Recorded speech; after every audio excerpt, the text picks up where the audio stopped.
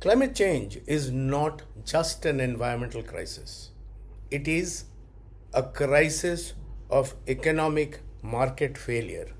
Nicholas Stern said 20 years ago that it is the greatest market failure in history, and for the last 35 years, since the Rio Earth Summit, governments across the world have failed to correct it.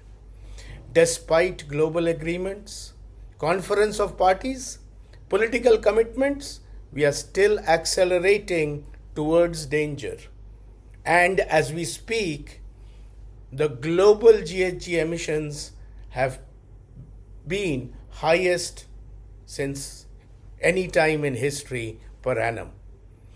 Because these institutions were supposed to protect the global commons, the multilateral system, globalization, cooperative economic agreements, all of them are weakening. We now see a world turning around inward. Nationalism, fragmented markets, short-term politics overtaking long-term global common responsibility. This is what Mark Carney called tragedy of horizons. Governments and markets are unable to act for the longer term because their incentives are short term. Finance discounts the future at a rate which is probably far higher than what is for the benefit of the planet.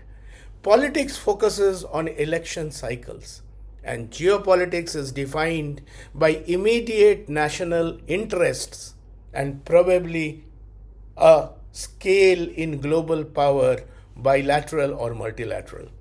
Finance discounts the future, as I said. This is why climate action cannot rely on governments alone. And moreover, today, if you look at global capital, a majority of global capital is in the private markets and not in public budgets.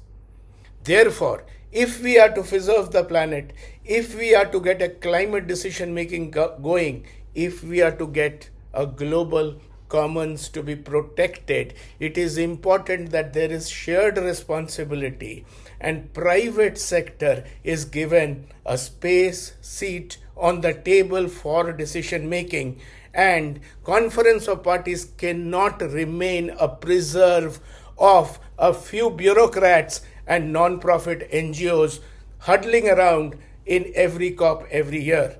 That will not solve it. If we are to preserve the planet, then a new compact for climate and capital is required, and that is the shift from shareholder value in private markets to stakeholder value. New global governance frameworks beyond the limitations of the UNFCCC, the UN system, which is failing and which is not working. Instruments that internalize climate externalities, carbon pricing, carbon markets, public-private partnerships for adaptation and resilience is required on a global scale. Financial innovation at lower or zero discount rate mindsets may also be required. Reforms that treat climate as existential, intergenerational challenge. Ultimately, preserving the earth is no longer about environment policy alone. It is about redesigning the economic and financial architecture for the 21st century. This video is a call for courage to rethink governance, resolve for the future, and build institutions that can actually safeguard the planet for generations to come. Thank you.